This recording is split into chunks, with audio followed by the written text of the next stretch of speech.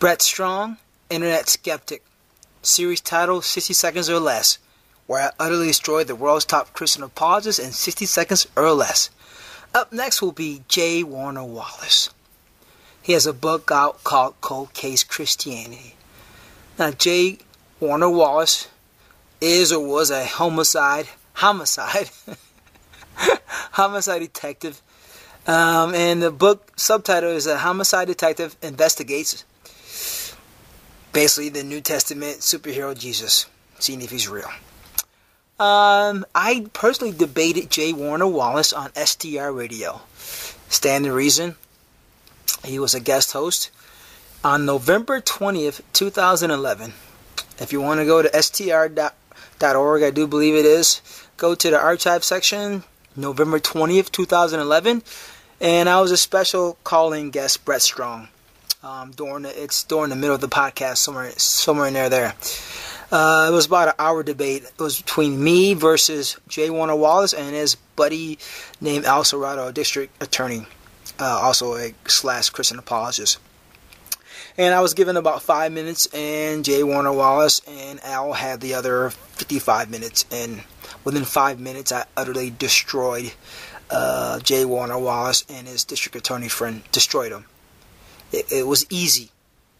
Listen to it yourself. And the reason why it was easy, matter of fact, I destroyed him so bad that he even admitted on pleaseconvinceme.com, which is his own website. A week later, after our debate on Stand to Reason, a week later, he did a podcast. And even he admitted people were emailing him, calling him, saying, how in the heck did you let Brett Strong speak so powerfully at you? Speak so powerfully, strong, so adamant, so confident, so cocky, and how sure he was that you were wrong, J. Warner. How did you let him get away with that? That's easy, folks. Because 4 BCE to 30 AD, Jesus does not exist. The New Testament Jesus does not exist in the time period he supposedly lived in and dominated in and did 50,000 plus miracles. He doesn't exist in reality. That time period doesn't know anything about Jesus. He's not found. There's no trace of him. There's no artifacts, no writings, no inscriptions, no empty tomb, no nothing. So that's how come I was able to utterly and easily destroy J. Warner Wallace and his friend Al Serrato in that debate we had November 20th, 2011. It's that because his whole foundation that Jesus lived, it's not reality. When you look at reality, there's nothing there. So back to his book, Cold Case Christianity. The whole foundation is gone from the get-go when you realize, like, hey, Jesus doesn't exist in that time period he supposedly lived in. There's nothing there. I say this in most of my podcasts on this series, 60 Seconds or Less. There's nothing there. Go to Jerusalem. Go to Nazareth. Go to Galilee. Talk to the top experts in the world. They'll tell you. Christian, atheist, doesn't matter who the expert is. They'll tell you, yeah, Jesus is not found. There's no evidence for Jesus during that time period. It's all, if you're going to put Jesus in that time period, it's imagination. You're being hypothetical. You're just giving your opinions. You're speculating, but you can't put it in reality. So there goes J. Warner Wallace, his brand new book, Cold Case Christianity. Hope it does great. I heard it's doing good. I wish him nothing but the best. I like J. Warner Wallace. But the fact is that the foundation of his book, Circumstantial Case for Jesus, it's false. It's totally misleading. There is no circumstantial case for the New Testament Jesus because he doesn't exist in that time period. There's nothing of him. Nothing of him or his disciples. Nothing. So how can J. Warner Wallace, how can you investigate and create a circumstantial case for the New Testament Jesus when there's nothing there? I mean, how do you investigate nothing, J. Warner Wallace? How do you create a circumstantial case off nothing? I tell you how, people. He's imagining it. J. Warner's book, Cold Case Christianity. It's all his imagination. Ultimately, it boils down to his imagination on paper. Because you can't investigate nothing, which means you cannot create a circumstantial case out of nothing. You can't. You can only imagine a circumstantial case, and that's what Jay Warner's book is. Cold Case Christianity. Ultimately, it boils down to his imagination. He's building a imagination circumstantial case. That's shocking to people, but that's what it comes down to. He's taking a circumstantial case that we use in court. And circumstantial case, folks, always involves originals some way, shape, or form. Whether fingerprints, DNA, video, audio, photographs, original writings, texts, emails, phone records, the smoking gun, in-person hearsay, living eyewitness, etc., etc., etc. Circumstantial evidence always involves some types of original. Even of a crime scene, you got original photos or certified copies originals of the crime scene. See what I mean? Statements. You got original statements or certified copies of those statements. Circumstantial evidence always involves originals. Some way, shape, or form, they boil down to the originals. Which, with Jesus, forget originals. We don't even have anything from his time period if he did exist. We have nothing. He doesn't exist. First of all, the New Testament Jesus is a superhero character, so you know he doesn't exist. It's a fictional character. But even as a historical person, nothing. So J. Warner Wallace, his circumstantial case for the New Testament Jesus is fallacious. It's a joke. It's his imagination. He's imagining a circumstantial case. That's what J. Warner Wallace is doing in his book, Cold Case Christianity. He's imagining a circumstantial case. It's all his imagination.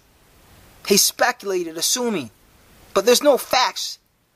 There's nothing there. There's no evidence. There's nothing there. Jesus does not exist in that time period. That's a fact. Now, J. Warner Wallace, he can imagine all he wants. Kids love to imagine Santa Claus, Easter Bunny, Tooth Fairy. You can imagine. Different religions have their own gods. They imagine it's real to help them get through life. J. Warner Wallace is allowed to imagine because, imagination helps us get through life. So if he wants to imagine that, hey, there's a circumstantial case for Jesus, that's fine. I'm not hating on him. But he's presenting this as if there is a circumstantial case, a legitimate one. And there he's totally being deceptive, misleading. Let me show you how outrageous of a job J. Warner is doing when he's misleading people into thinking that there is a circumstantial case for New Testament Jesus. If J. Warner Wallace, a homicide detective, brought in evidence against somebody in court and that person was convicted using J. Warner Wallace evidence. But one day, team of investigators came to J. Warner Wallace, cornered him, and said, "Hey, that stuff you presented that convicted that guy to life in prison, or got him in an electric chair. J. Warner Wallace, how did you get the evidence? You made some statements. You said these things were facts beyond a reasonable doubt. What's your source? What kind of source?" And J. Warner Wallace said, "Well, I investigated the guy and I didn't find anything. But there was this crazy mentally ill guy. He said that somebody told him that such and such did this crime. Yeah, I know there's no evidence. There's nothing. There's nothing there. No originals. There's nothing there. But this crazy guy, this mentally ill guy, said that somebody told him that, hey, this guy did it. And then I found some writings, I don't know where I found them, and they're just writings, scribbled handwritings. Nobody signed them. Nobody wrote their, the date or what. But the writings said that, hey, this person did it. So the bottom line, my evidence is this crazy person, mentally ill guy in a street corner that's halfway naked, hungry, begging for food. Yeah, he said somebody told him that this guy did it, and I found some writings somewhere in the dirt that said this guy did it. The writings were anonymous, but so I took that, and basically that's my foundation for stating that this guy did it beyond a reasonable doubt." They would say, J. Warner Wallace, you see the movies when they get ready to fire some cop, they walk up to him and snatch his badge off. That's what the police chief would do to J. Warner. They would say, J. Warner Wallace, what you've done, it's a violation, a disservice to your country and state. And then the chief would just snatch his badge off. You're fired. Hand in your gun now. Put your badge on the table, hand in your gun, you're done. You might even be arrested and put in prison yourself. To bring in some type of stuff you brought in against somebody and state it as fact or beyond a reasonable doubt, and we find out that you got this information from a mentally ill guy, and this mentally ill guy said somebody told him that, and you got your other part of the information from writings, from anonymous writings in the dirt that said that this guy did it. Are you kidding me? J. Warner Wallace, you're done. You're done. You're done. Over. Put your badge on the table, hand in your gun, you're done. You might even be arrested by tonight. That's how outrageous of a job that he's done in a book. That if you compare to today's time, he'd be fired, handing your badge, handing your gun, and probably arrested. That's how outrageous. That's how outrageous what's going on with the book. He's trying to bring stuff in that some mentally ill guy named Apostle Paul said decades later. Mentally ill Apostle Paul, who said in Romans 7 that he was having mental problems. And he also stated later on he was homeless, he was hungry, he was beaten. And 1 Corinthians 15:3, he says someone told him. So you got the, J. Warner Wallace foundational evidence is this mentally ill guy named Apostle Paul who lived decades later mentally ill and said, hey man, I didn't see this historical Jesus. Somebody told me about it and I bought into it. I got duped, man. I'm going through some problems, man. I got issues, dude. And then this other part of evidence came from writings written later after that, and they're all anonymous. Nobody signed their name, nobody dated, origin unknown. They're anonymous. Matthew, Mark, and Luke, John, they're anonymous, and their main character is a superhero character. That's J. Warner Wallace's foundation for his evidence for a circumstantial case. Is a mentally ill guy who said, I didn't see this historical Jesus. Somebody told me about him. And decades later after that, you got this writings and just found them just anonymous, the superhero character. Are you kidding me? But that's the foundation of J. Warner Wallace's book, Cold Case Christianity. Because the time period you're supposed to live, there's nothing there. Decades later, he's got a mentally ill guy who said, I didn't see this New Testament Jesus. Somebody told him about him. I'm mentally ill, dude. I got issues. And decades later, writings like, we don't know who wrote it, and the main character is a superhero. That's his foundation for a cold case Christianity. So we have no circumstantial evidence whatsoever. And decades later, we have the ramblings of a mentally ill guy, and later on, some anonymous works with a superhero character. That's the whole basis of his book. Wow. I mean, if you listen to J. Warner Wallace, you would think, being, he's trying to build a circumstantial case, right? You would think that, hey, man, we could all go to Jerusalem, and J. Warner Wallace would lead us around with a gun in his holster and be like, some Western guy with a hat on, like, hey, over there we got Jesus' manger. Over there, we got Jesus' residence as a grown man. We have his works of construction, artifacts right here. Over here, we got the cat of nine tails, where Jesus was ripped to pieces. Over here, we got the crown of thorns with his DNA, blood evidence. Over here, we have the cross he was nailed on, and we got the original nails. Like I said, we got some more DNA. We got some fingerprints. Over here, we have some records from Pilate when he condemned Jesus. Over here, we have a death certificate signed by Pilate. We have some writings over here from the disciples.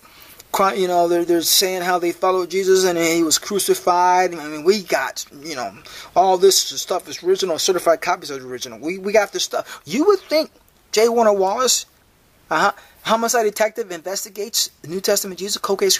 You would think that he's building a circumstantial evidence, circumstantial case. You would think we had those things because he's building a circumstantial case, right? And circumstantial evidence always involves original or some type of original, some way, shape, or form. But in reality, there's nothing. There's no DNA and fingerprints. There's no manger. There's no cross. There's no nails. There's no crown of thorns. There's no empty tomb. There's no Pilate records. There's no disciples records. There's nothing. J. Warner Wallace, how do you investigate nothing? And better yet, how do you build a circumstantial case off nothing? But that's exactly what J. Warner Wallace has achieved with his book, Cold Case Christianity. a circumstantial case based off nothing. Wow.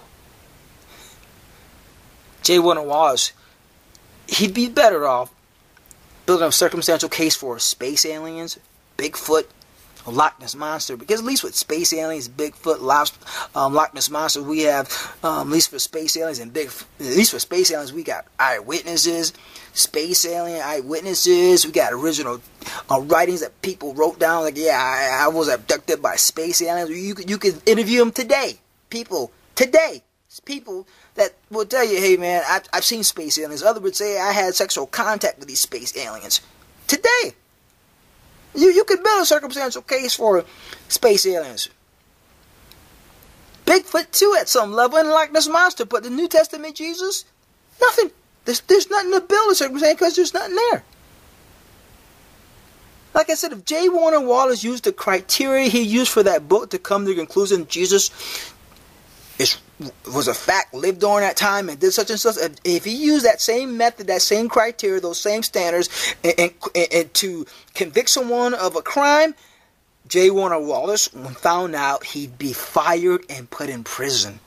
They would snatch his badge off of him, demand his gun, and probably arrest him in his home that night as he ate dinner with his family. That's how bad it is. So J. Warner Wallace, I'm asking you, just be honest. Just tell people, hey, my book, Cold Case Christianity, it's all hypothetical. The circumstantial case is pure imagination. Just be honest, J. Warner Wallace. It's okay to imagine that Jesus lived. Kids imagine Santa Claus is real. Easter Bunny is real. Tooth Fairy is real. People imagine. Imagine is fun.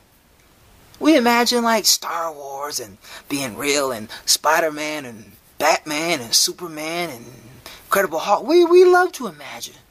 So J. Warner Wallace, just be honest. Like, I'm just imagining this superhero character named Jesus of Nazareth really lived. Yeah, he flew in the air, he disappeared through walls, he appeared out of thin air, his face turned into the sun, he walked on water. Just to admit, J. Warner Wallace is like, you know what? J. Warner Wallace, just say to the people, yeah, this Brett Strong is right. I'm imagining a circumstantial case. I don't have a legitimate one. I don't have a factual one. This book is pure imagination. Be honest, J. Warner Wallace. I'm asking you. Okay, Brett Strong. Another Christian Apollos. Utterly demolished. 60 seconds or less. Sign it off till next time. Brett Strong.